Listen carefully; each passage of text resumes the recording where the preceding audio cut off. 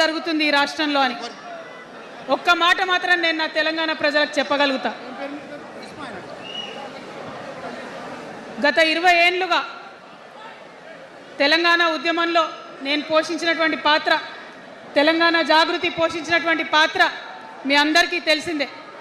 తెలంగాణ ఉద్యమంలో ఆడబిడ్డలందరినీ కూడా భాగస్వామ్యం చేయాలని చెప్పి తెలంగాణ జాగృతి నుండి బతుకమ్మను ఎత్తుకొని ఊరు వాడ తిరిగి మా జాగృతి కార్యకర్తలు తెలంగాణ సాంస్కృతిక దీపాన్ని పదిలంగా దాచిపెట్టుకున్నారు.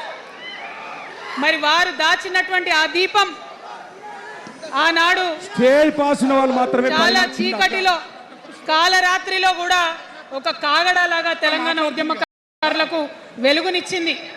మా సింగరేణి గని కార్మికుల చేతిలో కందిలైంది. మొత్తం తెలంగాణ సమాజానికి కూడా ఒక కాంతి రేఖ అయింది. అప్పటి వరకు చాలా మంది మాట్లాడేది, మా స్టూడెంట్స్ అయినా అందరూ కూడా మాట్లాడేది, ఈ ఆంధ్రోళ్ళతోని పంచాయతీ అవుతుందక్క, ఏం చెప్పాలి, మా గురించి ఎట్లా చెప్పుకోవాలి, మన సంస్కృతి గురించి ఎట్లా చెప్పుకోవాలని మాట్లాడినప్పుడు బతుకమ్మ వచ్చిన తర్వాత బలం వచ్చింది.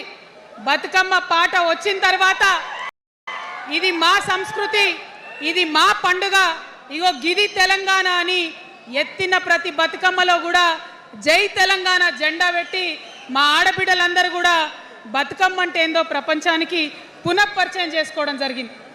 ఏ ఉద్యమానికైనా డెఫినెట్గా భౌగోళిక స్వరూపం ఉంటుంది, శక్తులు ఉంటారు, వ్యక్తులు ఉంటారు, కానీ ఒక సాంస్కృతిక పునాది, సాంస్కృతిక నేపథ్యం ఉన్నప్పుడే ఆ ఉద్యమాలు తుదముత్తాయని చెప్పి అందరం కూడా అనుకుంటాం.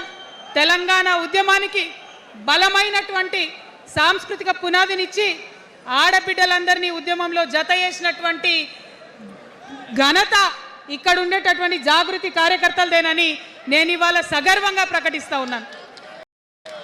మరి ఇవాళ మిమ్మల్ని నేను కోరేది ఒకటే, కష్టపడ్డాం, తెలంగాణ తెచ్చుకున్నాం, కానీ మనం కలలు కన్న తెలంగాణ వచ్చి 12 ఏళ్ళైనా ఇంకా కూడా మనకు రాలేదు. ఏమేం కలలతో తెలంగాణ తెచ్చుకున్నామో ఆ కలలన్నీ ఇంకా నిజం కాలేదు. మరి తెలంగాణ ఉద్యమ రథం, ఆనాటి ఉద్యమ రథసారథి కేసీఆర్ గారి నేపథ్యంలో తెలంగాణ ఉద్యమ రథం ఎక్కడనో దారి తప్పింది. తెలంగాణ ప్రజల ఆర్తిని అది అర్థం చేసుకోలేకపోయింది. డెఫినెట్గా సామాజిక తెలంగాణ రథచక్రం అనేది విరిగి ముక్కలైపోయింది. ఒక కొత్త రాష్ట్రం వచ్చిన తర్వాత ఏ తరహా అయితే పని జరగాలో, ఏ తరహా అయితే పనులు ప్రారంభించుకోవాలో అవి జరగలేదని చెప్పడానికి ఒక ఇంత బాధపడతా ఉన్నాను.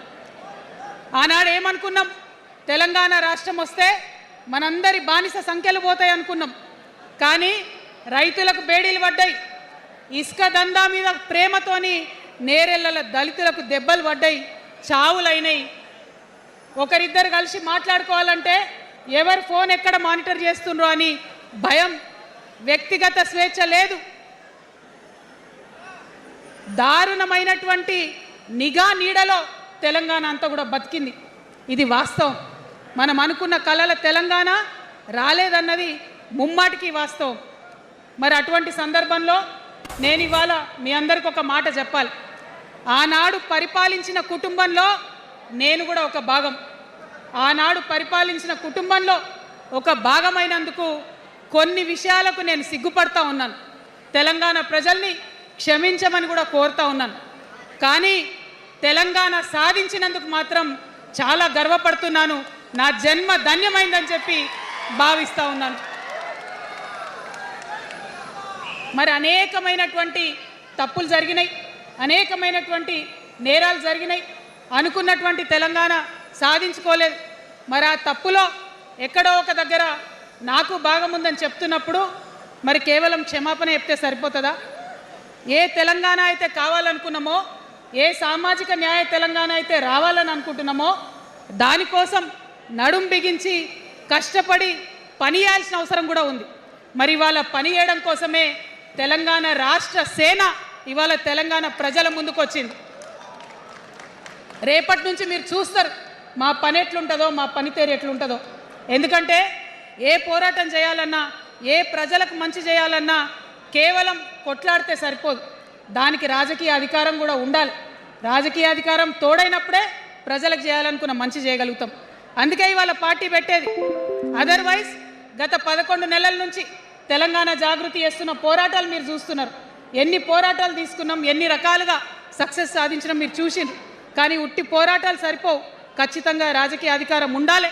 దానికోసమే ఇవాళ తెలంగాణ రాష్ట్ర సేన మీ ముందుకు వచ్చిందని చెప్పి నేను సగర్వంగా ప్రకటిస్తూ ఉన్నాను. మరి ఈ పొలిటికల్ పార్టీ ఏదైతే తెలంగాణ ప్రజల కోసం వచ్చిందో అది టెక్నికల్గా అధికారం తెచ్చుకోవడానికి, ఎన్నికల్లో పాల్గొనడానికి డెఫినెట్గా బాగుంటుంది. కానీ దానికి ఒక ఆత్మ ఉండాలి, దానికి ఒక నేపథ్యం ఉండాలి. ఇవాళ బీఆర్ఎస్తో అదే కదా ప్రాబ్లం. టెక్నికల్గా బాగున్నారు, ఎలక్షన్ పోతున్నారు, సీట్లు గెలుస్తున్నారు, కానీ తెలంగాణ ఆత్మను కోల్పోయింది. కాబట్టే ఇవాళ తెలంగాణ రాష్ట్ర సేన వచ్చింది. నేను తెలంగాణ ప్రజలందరికీ చేతులు జోడించి నమస్కరించి ఒక మాట చెప్తున్నా, హార్ట్ఫుల్గా చెప్తున్నా, నా హృదయాంతరాల నుంచి ఒక మాట చెప్తా ఉన్నా. నేను తెలంగాణలో ఉన్న 3.5 కోట్ల మంది తెలంగాణ బిడ్డలందరికీ ఒక అమ్మగా పరిణితి చెందాలనుకుంటున్నా.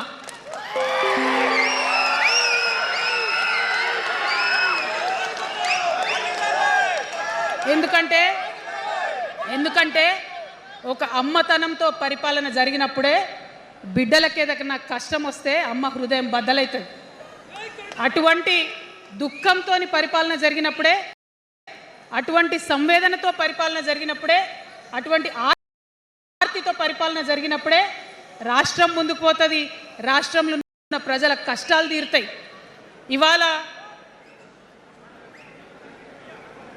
ఎన్నిసార్లు ఎన్ని రకాలుగా ఆలోచన చేసినా మన తెలంగాణ రాష్ట్రంలో అనేక రోజుల నుంచి, అనేక సంవత్సరాల నుంచి ఒక భూస్వామ్య వ్యవస్థ నడిచింది. మనకు తెలుసు, అనేక రకాల పోరాటాలు వచ్చినాయి. సమానత్వం కోసం ప్రయత్నం చేసినాం, పోరాడుతూనే ఉన్నాం. అది రైతాంగ సాయుధ పోరాటం కావచ్చు, ముల్కీ ఉద్యమం 1952 కావచ్చు, 1969లో తెలంగాణ ఉద్యమం కావచ్చు, తర్వాత వచ్చినటువంటి నక్సలైట్ ఉద్యమం కావచ్చు, అనేక సామాజిక ఉద్యమాలు, ఎందరో మంది మహానుభావులు, ప్రొఫెసర్ జయశంకర్ గారి దగ్గర నుంచి మొదలు పెడితే చాకల ఐలమ్మ గారు, దొడ్డి కొమరయ్య గారు, ఆరుట్ల కమలాదేవి గారు, రావి నారాయణ రెడ్డి గారు, సురవరం ప్రతాప్ రెడ్డి గారు, దాశరథి గారు, కాళోజీ గారు, నక్సలైట్ ఉద్యమంలో గద్దరన్న గారు, గణపతి గారు, మారోజు వీరన్న గారు, సాంబశివుడు గారు, ఇట్లా అనేక మంది పోరాటం చేస్తే అంతో ఇంతో సమానత్వం ఇప్పుడు వచ్చింది. మలిదశ తెలంగాణ ఉద్యమంలో కేసీఆర్ గారు, అట్లానే ప్రాణాలు ఇచ్చినటువంటి ఇషాన్ రెడ్డి గారు, యాదయ్య కావచ్చు, సువర్ణ కావచ్చు, అనేక మంది కొట్లాడితేనే ఇవాళ తెలంగాణ రాష్ట్రం వచ్చింది. వీరికన్నా ముందు మరి మీ అందరికీ తెలుసు, సమ్మక్క సారలమ్మ దగ్గర నుంచి మన దగ్గర సామాజిక ఉద్యమాలు నడిచినాయి. కొమరం భీమ్ కావచ్చు, సమ్మక్క సారయ్య కావచ్చు, సారలమ్మ కావచ్చు, షోయబుల్లా ఖాన్ కావచ్చు, మగ్దూం మొయ్యుద్దీన్ కావచ్చు, ఇట్లా అనేక మంది కొట్లాడితే కొంచెం సమానత్వం వచ్చింది. కొండా లక్ష్మణ్ బాపూజీ గారిని తెలుసుకోవాలి, పండుగ సాయన్నని తెలుసుకోవాలి, సర్వాయి సర్దార్ పాపన్న గౌడ్ని తెలుసుకోవాలి. ఇట్లా అనేక మంది కొట్లాడింది. పంతు నాయక్ గారు ఉన్నారు, మరి ఇట్లా ఆదివాసీ వీరులు అనేక మంది ఉన్నారు. బియ్యాల జనార్దన్ రావు ఉన్నారు, ఆదివాసీల కోసం కొట్లాడినటువంటి బిడ్డ. వీరందరినీ కూడా వారి స్ఫూర్తిని తీసుకుంటాం. రాజ్యాంగబద్ధంగా రాజకీయ శక్తితోని పోరాటాలు మిళితం చేసి, ప్రజా పోరాటాలు మిళితం చేసి మనం కలలుగానేటటువంటి సామాజిక న్యాయ తెలంగాణను సాధిస్తామని మళ్ళొకసారి సగర్వంగా ప్రకటన చేస్తూ ఉన్నాం. మరి వాళ్ళ తెలంగాణ రాష్ట్ర సేన మీ ముందుకు వచ్చిందంటే ఉట్టిగానే రాలే. తెలంగాణలో ఏం జరుగుతుందో ఒకసారి తెలుసుకోవాలి, మనం ఆలోచన చేసుకోవాలి, అర్థం చేసుకోవాలి. ఎన్ని పార్టీలు ఉన్నాయి? 3 పార్టీలు ఉన్నాయి. భారతీయ జనతా పార్టీని తీసుకుందాం. ఆ బీజేపీ అనే పార్టీకి అసలు తెలంగాణ ఏర్పాటే ఇష్టం లేదు, తెలంగాణ ఏర్పాటు అవడమే ఇష్టం లేదు. అందుకే వాళ్ళ అగ్రనాయకత్వం అంతా కూడా ఏం మాట్లాడతారు? తల్లిని చంపినరు, పిల్లని బతికించరు అని ఒకలంటారు. ఇంకొకరు ఏమంటారు? నిన్ననే ఒక తలకాయ లేని ఎంపీ, మెడకాయ మీద తలకాయనే లేదు ఆయనకు, ఏమన్నాడు ఆ ఎంపీ? ఇండియా పాకిస్తాన్ విడదీసినట్టట, ఆంధ్ర తెలంగాణను విడదీసిరట. మరి వాళ్ళ అగ్రనాయకత్వం ఇన్ని మాటలు అంటుంటే మన ప్రాంతంలో ఉన్నటువంటి భారతీయ జనతా పార్టీ బానిస ఎంపీలు ఎవరైతే ఉన్నారో ఒక్క మాట కూడా వాళ్ళు మాట్లాడరు. ఫెడరల్ స్ఫూర్తికి విరుద్ధంగా రాష్ట్రం ఏర్పాటు అయిన తర్వాత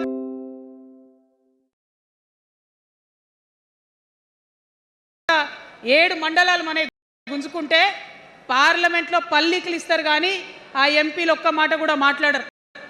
మనకు 8 రూపాయలు ఇవ్వకపోతే ఆ ఎంపీలు ఒక్క మాట మాట్లాడరు. విభజన హామీలు ఇవ్వకపోతే ఆ బీజేపీ బానిస ఎంపీలు ఒక్క మాట కూడా మాట్లాడరు. అంతేకాకుండా సామాజిక న్యాయం అనేటటువంటి ఒక కాన్సెప్ట్కే బద్ద వ్యతిరేకి భారతీయ జనతా పార్టీ. అందుకే ఏం చేస్తున్నారు, మహిళా బిల్ అయితే మోసం 2 సార్లు పాస్ చేసిర్రు, దాన్ని మొత్తానికే పక్కన పెట్టేసిండ్రు. బీసీ బిల్లు ఇక్కడికి వెళ్ళి పంపిస్తే దాన్ని తొక్కిపెట్టిండ్రు. కులగణన వేస్తామన్నారు, దాన్ని తొక్కిపెట్టిండ్రు. అత్యంత పేదవాళ్లకు సమాజంలో 2 బుక్కలు అన్నం పెట్టేటటువంటి ఉపాధి హామీ పథకం ఉంటే కూడా దాన్ని కూడా మొత్తానికి బంద్ చేసి పెట్టిండ్రు. అయినా కూడా ఈ బీజేపీ బానిస ఎంపీలు ఒక్క మాట కూడా మాట్లాడరు, కనీసం పెదవులు తెరవరు. నేను ఇవాళ బీజేపీ ఎంపీలను డిమాండ్ చేస్తున్నా, సవాల్ చేస్తా ఉన్నా, మీరు తెలంగాణ తల్లి బిడ్డలైతే కనీసం భద్రాచలం దగ్గర ఒక 5 గ్రామాలు ఉన్నాయా, ఆంధ్రాలకు పోయినాయి. అవి పోతే మన రాముడి గుడి మునిగిపోతుంది. పోలవరం నిండితే భద్రాచలం మొత్తం కూడా నీళ్ళు వచ్చేటటువంటి పరిస్థితి ఉన్నది.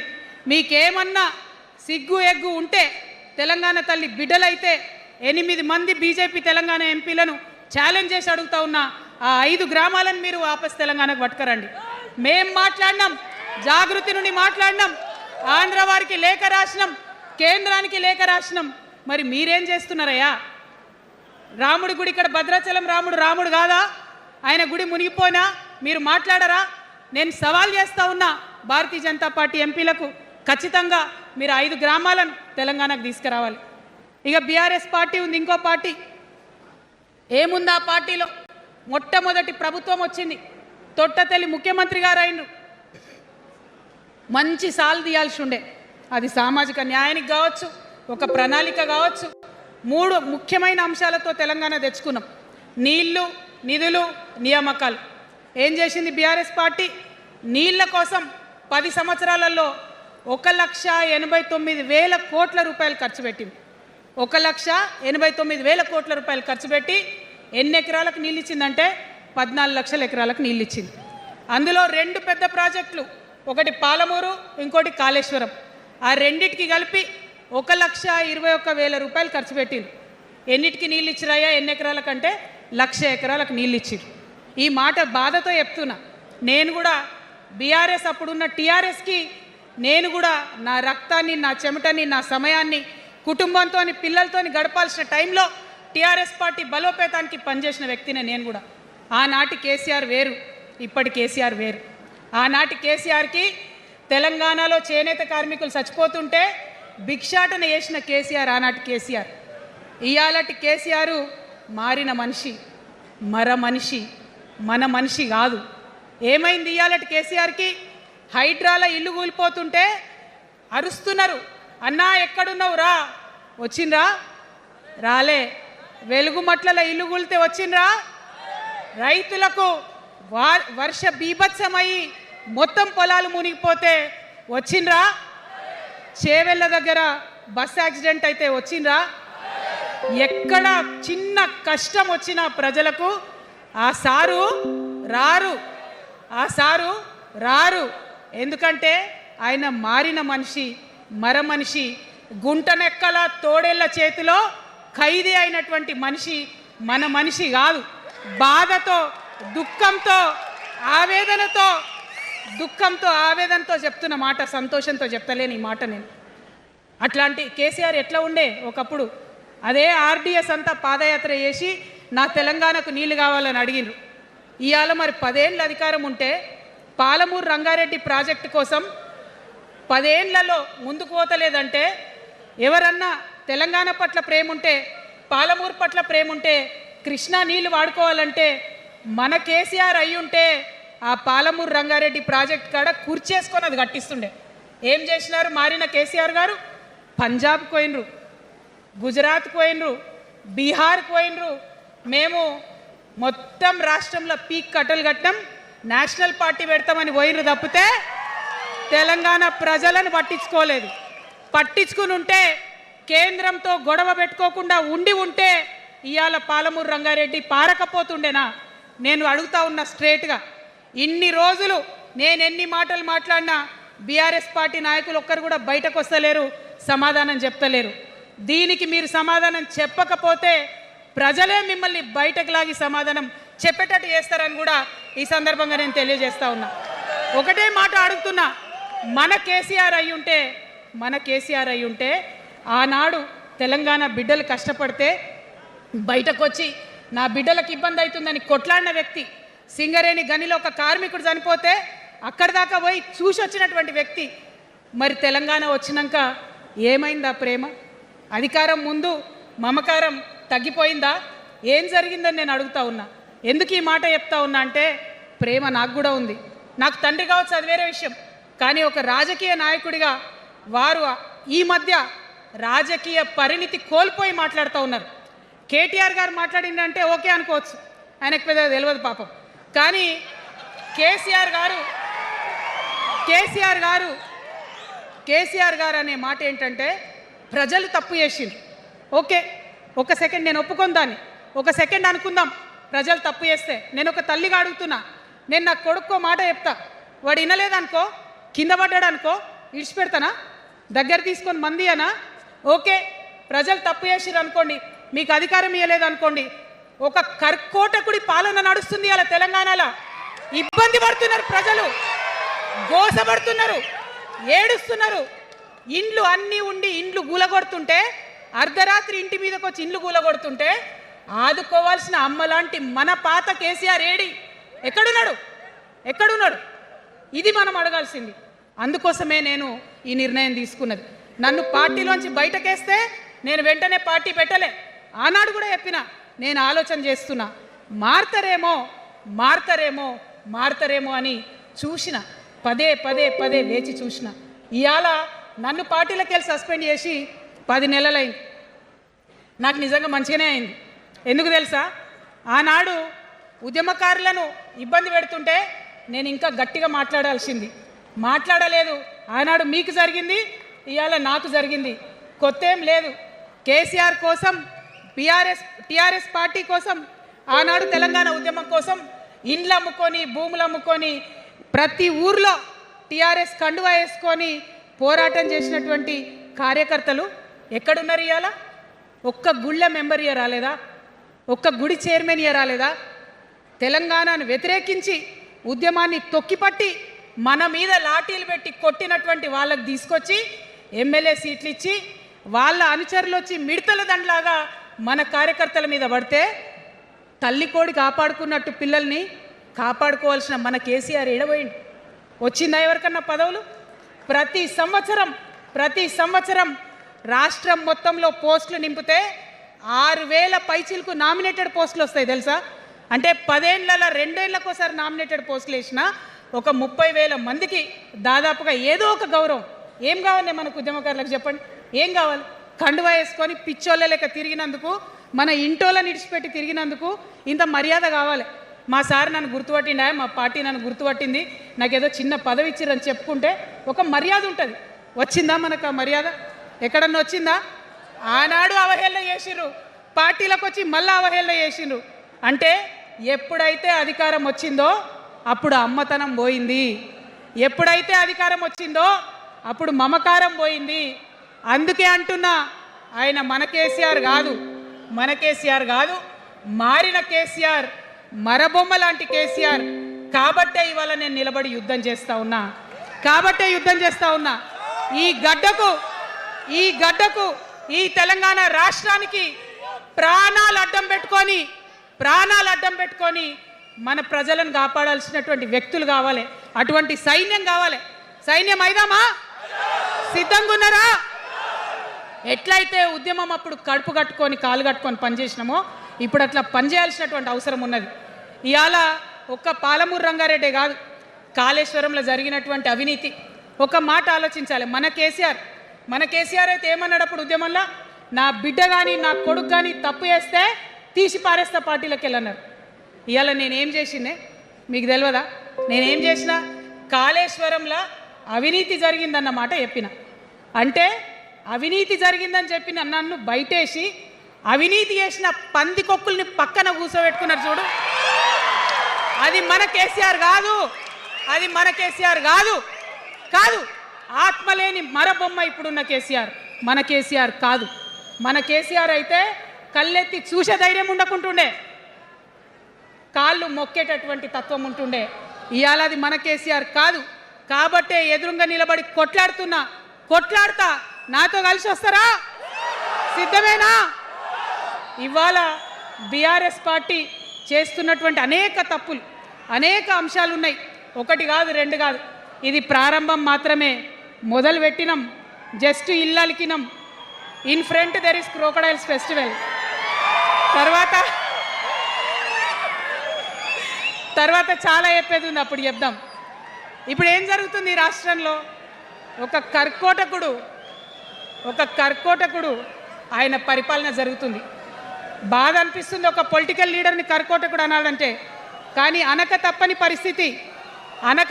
పరిస్థితి. ఎందుకంటే మొన్న ఖమ్మంలో వెలుగుమట్లలో అన్ని పర్మిషన్స్ ఉన్నాయి, అన్ని కాయిదాలు ఉన్నాయి.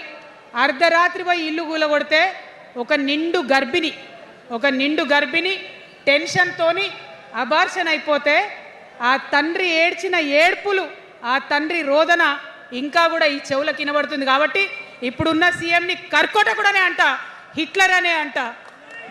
2 నెలల చిన్న పాప పసికందు కుమ్మెర గ్రామంలో చచ్చిపోతే ఇప్పటి వరకు కూడా కేసు పెడతలేరు. హోంమంత్రి కూడా ముఖ్యమంత్రే, ఆయనకు తీరిక లేదు పాపం. చిన్న పసికందు చచ్చిపోతే ఇప్పటి వరకు కేసు పెడతలేరు.